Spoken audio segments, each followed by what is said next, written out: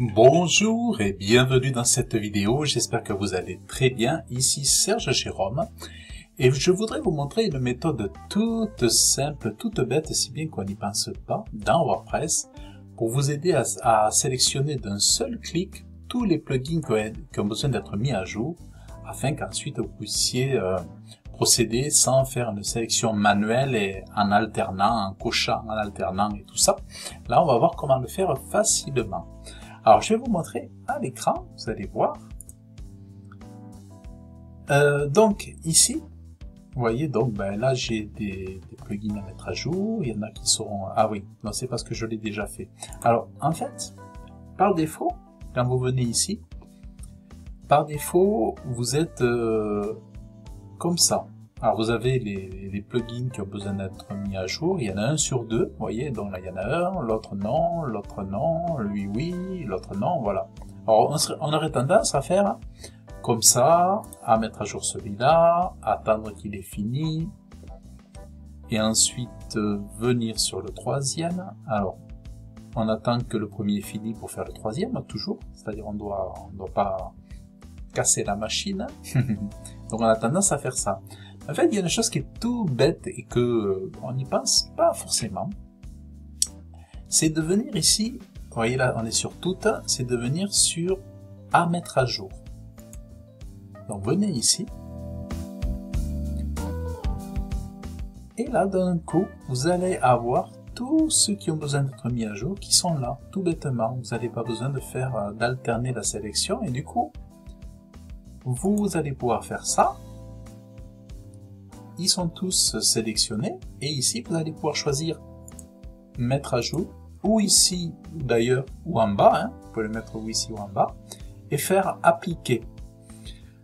Généralement dans une seule mise à jour, il est rare que, par exemple, vous voyez il y a Elementor et Elementor Pro, il est rare que les deux puissent s'enchaîner parce qu'il y a besoin de faire entre deux un nettoyage de cache.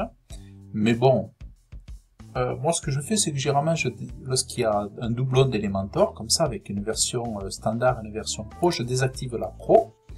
D'ailleurs c'est un peu pareil pour Angmat, vous voyez, je désactive la pro et je laisse tourner comme ça et normalement vous voyez je fais appliquer et ça devrait bien se passer. Voilà, vous voyez, donc là ça tourne.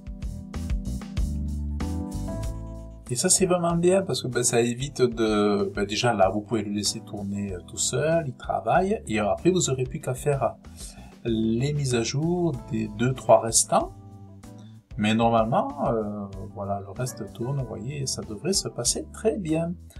Ah oui, c'est tout bête, mais c'est commode. Et ça faisait un petit moment que je voulais vous faire cette vidéo parce que des fois c'est des petites choses, c'est des petits détails, on pourrait se dire que tout le monde le sait, tout le monde le fait, mais je sais pas vraiment si tout le monde le fait.